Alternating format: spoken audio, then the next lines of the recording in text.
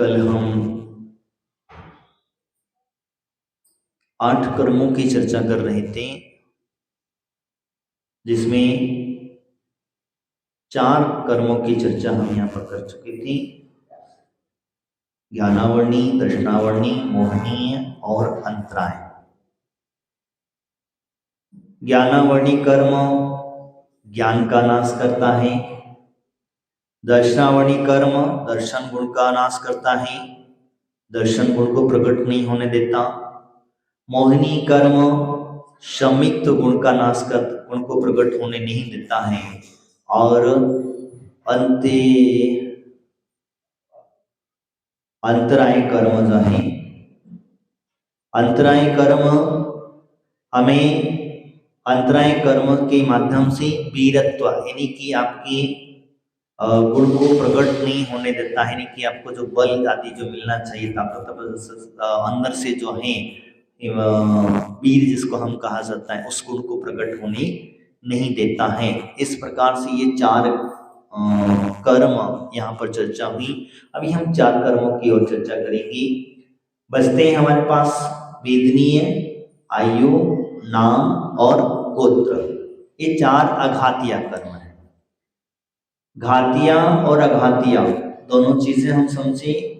घातिया कर्म जो है ये घात करते हैं, आत्मा का हित नहीं होने देते हैं, कहीं ना कहीं किसी न किसी प्रकार से चाहे करके भी वह उस मार्ग पर उसे चलने नहीं देते। लेकिन आघातीय कर्म कहते हैं कि जो घातीय कर्म नष्ट हो जाते हैं, तो अघातीय कर्म अगर सत्ता में पड़े रहें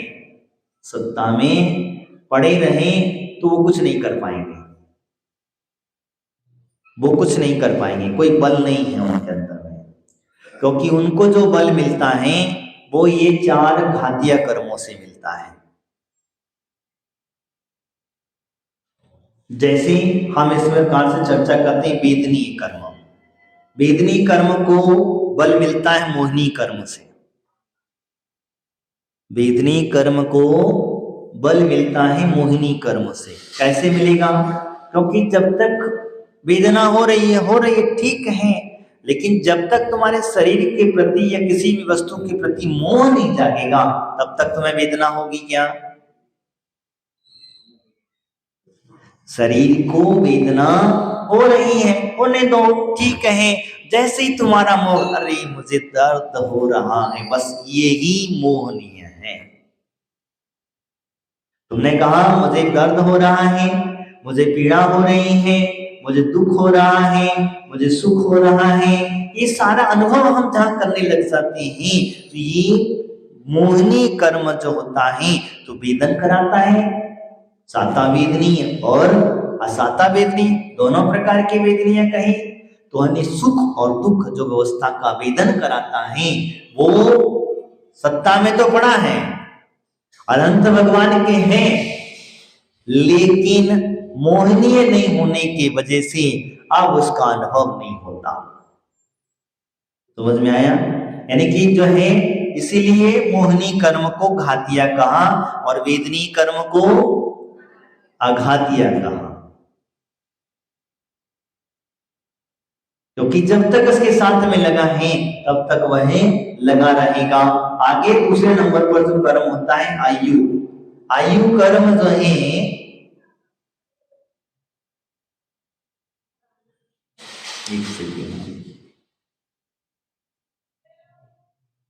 आयु कर्म का काम होता है अवगाहनत्व, गुण प्रकट नहीं होने देता है। आयु कर्म जो है आपका अवगाहनत्व गुण जो होता है, सिद्धों के अंदर में कहते हैं ना जो है, तो इस प्रकार से गुण है वो गुणों को प्रकट नहीं होने देता है। आयु कर्म हम जब बांध लेते हैं तो क्या होता है, जैसे नरक आयु गया, कोई दैत्य आयु गया, मनुष्य आयु में गया, तो इसीलिए इस प्रकार से इसको कहा जाता है कि आयु कर्म और नाम कर्म, गोत्र, ये 3 चीजें हम आज समझते हैं। तो यानी आयु कर्म जो है, अब हमने कहीं बहुत ज्यादा तीव्र कर्मों का बंध कर लिया, ये भी मोहिनी का व्यवस्था समझ लेगा, मोह की वशीभूत होकर के तो कर्म बंद करेगा।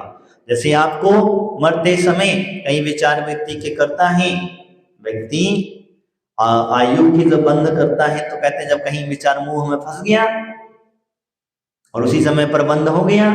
जैसे ही मान के चलो किसी का मोह बच्चों के प्रति है, परिवार के प्रति है, घर गृहस्थी के प्रति है, भगवान इंद्र के प्रति नहीं हुआ, बंद हो गया। कौन सी, जैसे तुम कर्म कर रहे थे वही तो कर रहे, हिंसा में ही कर्म कर रहे थे, आप हिंसा कर रहे थे, हिंसा करते करते बंद, नरक गति का बंद हो गया। क्योंकि वह तो कहते हैं इसीलिए जब बंद हो जाता है तो वह उस गति को प्राप्त हो जाता है। हम एक साधारण से उदाहरण के तौर पर कहते हैं, जब व्यक्ति मेंढक जो था वो मेंढक भगवान के समुद्र में जा रहा था, मेंढक भगवान के समुद्र में जा रहा था तो मुख में पंखुड़ी दबा करके जा रहा था। क्या जा रहा था? पंखुड़ी दबा करके जा रहा था।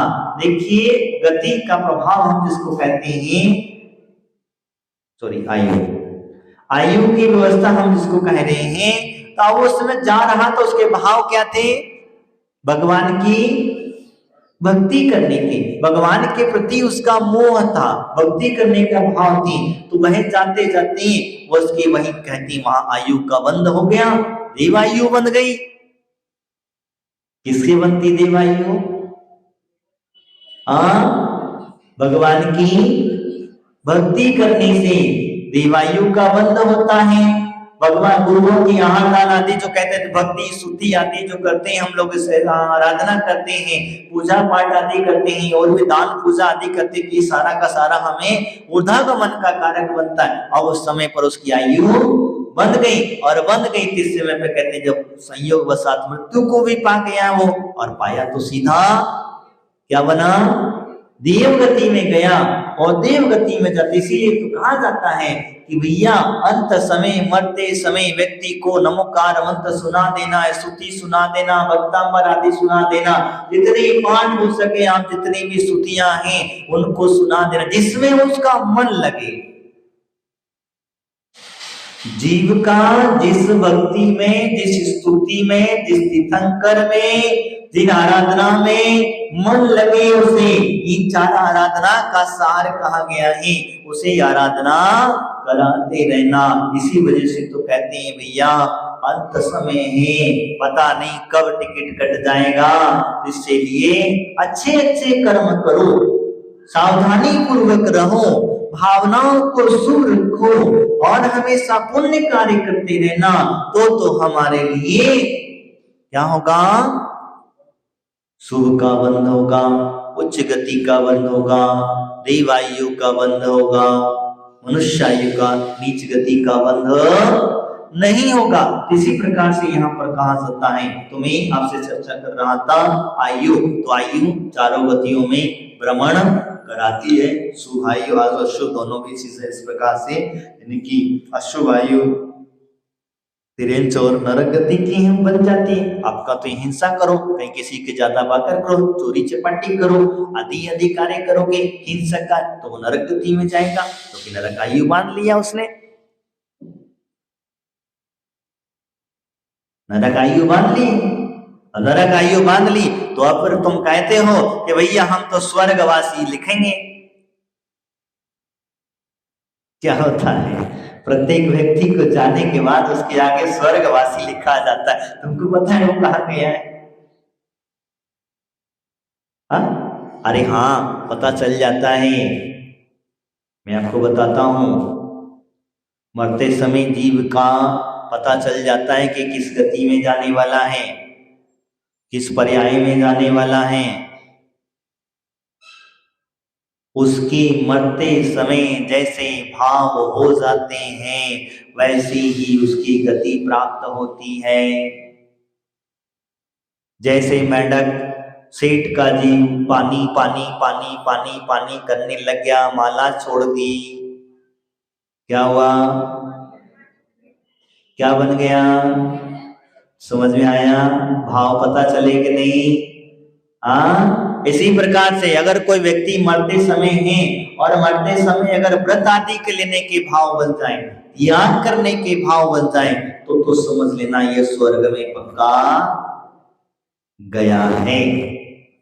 अंत समय में भी अगर उसे त्याग के भाव बन जाए, भगवान का नाम स्मरण सुनने के भाव बन जाए, भगवान की स्तुति आदि सुनने के भाव बन जाए, तो पक्का गारंटी के साथ समझ लेना कि ये जीव 100% स्वर्ग की यात्रा पर गया है। और अगर कहीं कलेश भाव बन जाए, दुख भाव बन जाए, रात में खाने आदि की भाव बन जाए, जीव हिंसा आदि करने के भाव बन जाए, तो समझ लेना ये कहां गया, नरकगामी बन गया, यानी कि ये नरक गति की यात्रा पर निकल गया है। तो उस फोटो के सामने स्वर्ग और नरक दोनों लिखना। तो नरक के भाव थे अंतकामी में तो नरकगामी लिख देना, और स्वर्ग के भाव थे तो स्वर्गवासी लिख देना। और इससे और एक और चीज होती है, मनुष्य से मनुष्य बनता है, वो कैसे बनता है, तो कहते हैं अल्प आरंभ परिग्रह मनुष्य, तत्वसूत्र में पढ़ाए है ना, अल्प आरंभ परिग्रह अगर उसके रखने के भाव आ जाए, अगर उसके परिग्रह प्रमाण के भाव आ जाए कि मैं सिर्फ मेरे पास इतना ही परिग्रह रखूंगा, इससे ज्यादा नहीं रखूंगा, मेरे पास इतनी साड़ी, इतने जेवर, इतनी चीजें, ये सब चीजें अगर कहीं सभी में लगा लेना, मैं बता रहा हूं, तो समझ लेना कि ये व्यक्ति मनुष्य से मनुष्य होने वाला है।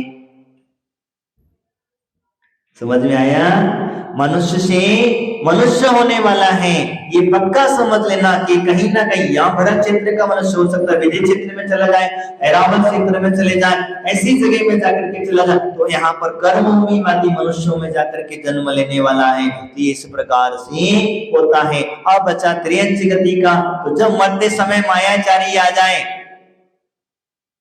क्या मायाचारी आ जाए, मान कसाए जाग जाए, अहिम भाव, मेरा सम्मान नहीं करता कोई, मुझे कोई पूछता नहीं है, पूछ लग जाएगी, पूछने के भाव आ जाए तो पूछ लग जाएगी, मान कसाई के भाव आ जाए तो लंबी सूंड वाले बन जाओगे। मैं नहीं कह रहा हूं, आगम कह रहा है भैया, मेरा मत कल के दिन तो मुझे पकड़ोगे, महाराज का बता रहे, कहता है जो कह रहा है, अगर तुम्हें भगवान की पूजा पाठ करते समय तुम्हारे मन में ये भाव आ जाए, अरे मैं इतनी सुंदर पूजा पाठ करता हूँ, मैं इतने सुंदर भजन बोलता हूँ, मैं इतनी स्तुति अच्छी बोलता हूँ, लोग मेरी तालियां नहीं बजाते। समझ में आया मैं जो कह रहा हूँ, अगर मेरे लिए कोई ताली नहीं बजाता, कोई मुझसे कहता ही नहीं मैं कितने अच्छी तरीके से बोला, यानी तुम्हारे अंदर में मान कसाए जाग गई, और जहां मान कसाए जाग गई तो पता लंबी सूंड वाले बनोगे, क्योंकि नाक लंबी करना चाहते हो। तो इसी प्रकार से कहा जाता है, धर्म क्षेत्र कार्य आदि में कभी भी अहम भाव मत रखना, अहंकार के भाव मत रखना, और कभी भी मान सम्मान की चाह बिल्कुल मत रखना। अगर मान सम्मान की चाह आपने रखी तो समझ लेना आप नियम से क्या मायाचारी नहीं करना, और ध्यान में रखना मायाचारी क्या नहीं करना। अब जैसे आपने कभी कभी होता क्या है, कुछ रास्ता बनी, कुछ नहीं बनी, कोई आपके मन मुताबिक नहीं मिला, आपके मन के अनुसार नहीं बना, उस समय पर मायाचारी कर ली आपने, और मायाचारी कर ली तो कहीं त्रियंच गति का बंद हो गया, तो फिर बनो का जानवर, ढोप हो जा। किसी का धन तुम द्रव्य तुमको दिया था रखने के लिए, संभालने के लिए, तुमने उठा करके उसे हड़प लिया, तुमने कब दिया, कहां दिया, झूठ बोल दिया, बनो पटाओ बैल बन करके। हाँ मैं नहीं कहता हूं, ऐसे शास्त्रों में कई उदाहरण पड़े हैं, बड़े बड़े हैं, पुराणों के अंदर में ऐसे प्रकरण कई मिल जाएंगे।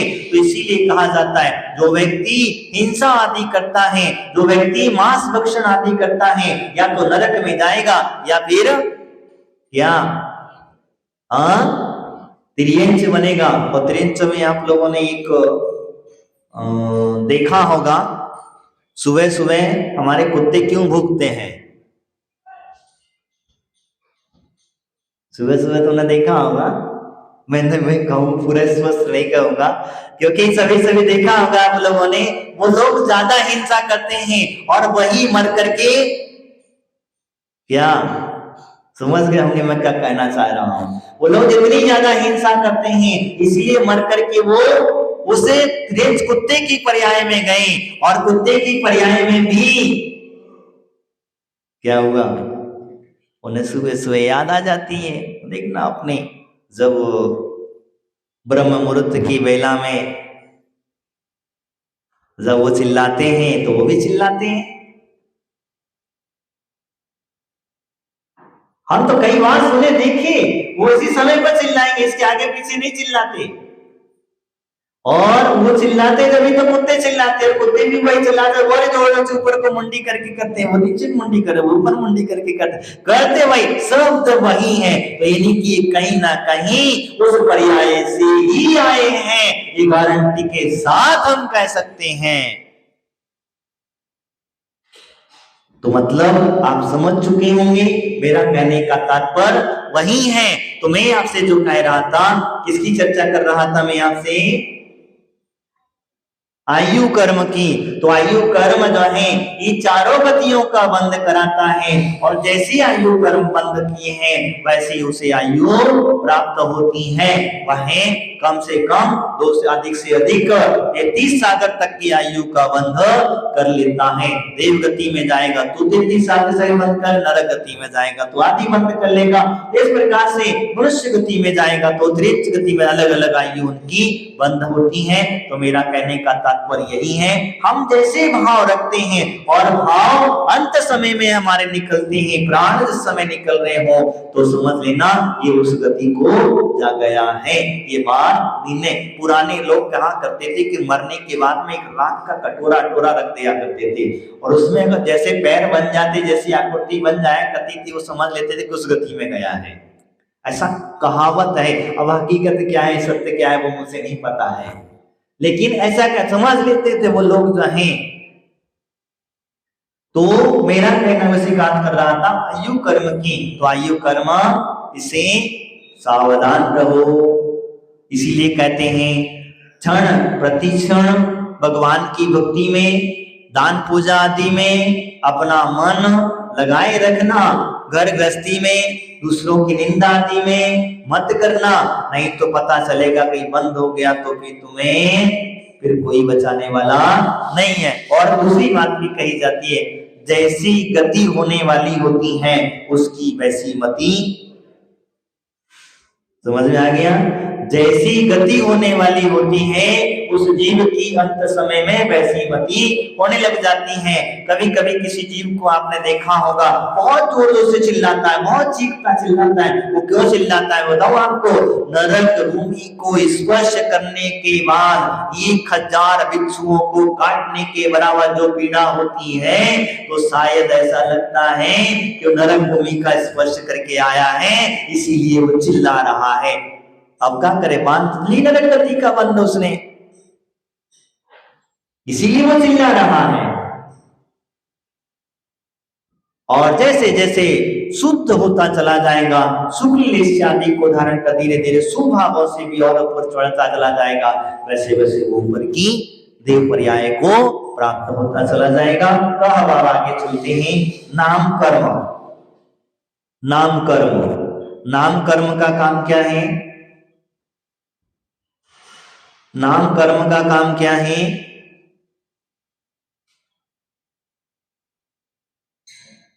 सूक्ष्मत्व गुण को प्रकट नहीं होने देना। नाम कर्म के नाश से रहेगा सूक्ष्मत्व गुण प्रकट, सॉरी उल्टा कह दिया मैंने, नाम कर्म के नाश होने से सूक्ष्मत्व गुण प्रकट हो जाता है, और गोत्र कर्म के नाश से अग्रु लघुत्व गुण नाम का गुण प्रकट हो जाता है। ये हम थोड़ा सा मिस्टेक हो गया पढ़ने के अंदर में, तो मैं जो कह रहा था, तो नाम कर्म के नाश से सूक्ष्मत्व गुण को प्रकट करता है। और नाम कर्म का उदय तो ध्यान रखना, नाम कर्म क्या है? जो आपकी अंगोपांग नाम कर्म का उदय है, यश कीर्ति नाम कर्म का उदय है, अभ्यस कृति नाम कर्म का उदय है। ये जो अंगोपांग आदि जो हमें मिलते हैं ये नाम कर्म की उदय से ही मिलते हैं। अब हम लोग नाम के चक्कर में पड़े, क्या करें? तो नाम के चक्कर में नहीं पड़ना, यहां नाम के चक्कर में नहीं पड़ना। क्या होता है, हम लोग नाम के चक्कर में, जैसे हमने 2 उपवास किए, 4 उपवास किए, 10 उपवास किए, और हमारी और लोगों ने जय जयकार करना, हमारा नाम होना चाहिए, हमारी प्रशंसा होना चाहिए, आदि आदि होता है। तो वो नाम के चक्कर, नाम ख्याति के लिए वह क्या करता है, उपवास आदि करता है, ना कि आत्म कल्याण के लिए। तो हमारे आचार्य भगवंत कहते हैं तो तुम नाम कर्म के चक्कर में फंसे हो। हम लोग बड़े बड़े नाम लिखवा देते हैं मंदिरों पे, तो किसका नाम मिटा? भरत चक्रवर्ती जब दिग्विजय करके पहुंचा, जहाँ जब नाम लिखा जाता है वह तो देखा कि ये नाम हमें हटाना पड़ेगा, जब जा करके हमारा नाम यहाँ लगेगा। उसी समय पर उसे वैराग्य हो गया, उसने समझ लिया अरे ये नाम तो किसी का रहा क्या, किसी का रहेगा, बना रह सकता है। इसलिए नाम कर्म हमारा, कहते हैं हमारे लिए सुंदर सुंदर अंगोपांग आदि की उपलब्धि हुई है, इसीलिए कहा जाता है।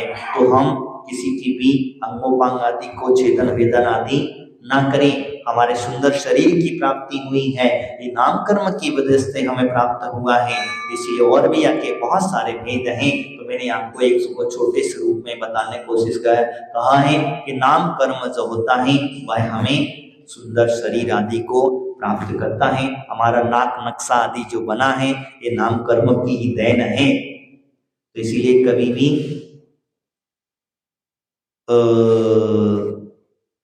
कभी भी जो है अपने नाम के चक्कर में कार्य नहीं करना। ये नाम से कोई लेना देना नहीं, हमें तो अपनी भगवान की भक्ति करना है, स्तुति करना है, आराधना करनी है, गुरु राजों की सेवा अर्चा करनी है। महाराज हमें आशीर्वाद दें अथवा ना दें, हमारा कर्तव्य है गुरुओं की सेवा करना, देव गुरुओं की आराधना करना, माँ जिनवाणी के वर्णन, माँ जिनवाणी की वाक्यों को श्रवण करना, ये हमारा दायित्व है। इसलिए मैंने आपसे यहाँ पर कहा तो नाम कर्म की व्यवस्था नहीं करते। सूक्ष्मत्व जो गुण है, सिद्धों का गुण है, कौन सा? सूक्ष्मत्व नाम का सिद्धों का गुण है, उस गुण को प्रकट नहीं होने देता है। आगे उन्होंने कहा नाम के बाद में गोत्र कर्म। गोत्र 2 प्रकार का होता है, कौन सा? उच्च गोत्र और नीच गोत्र। ये गोत्र कर्म की नाश से कौन सा गुण प्रकट होता है? तो कह रहे अगुरु लघु, कैसे पूछ रहे? हाँ ठीक है, अगुरु लघुत्व गुण नाम का प्रकट होता है, किसका? सिद्ध भगवान का। अब गोत्र कर्म क्या होता है? तो गोत्र कर्म कहता है पर निंदा पर प्रशंसा। पर निंदा पर प्रशंसा, अब दोनों पर निंदा करोगे तो नीच गोत्र का बंध होगा, और पर प्रशंसा करोगे तो क्या होगा? उच्च गोत्र का बंध होगा। आत्मनिंदा, स्वयं की निंदा करोगे तो भी उच्च गोत्र का बंध होगा। इसी प्रकार से यहाँ पर समझना, यानी कि हमें पर की निंदा नहीं करना चाहिए, अपनी निंदा स्वयं की करना चाहिए, और पर की प्रशंसा ही करना चाहिए।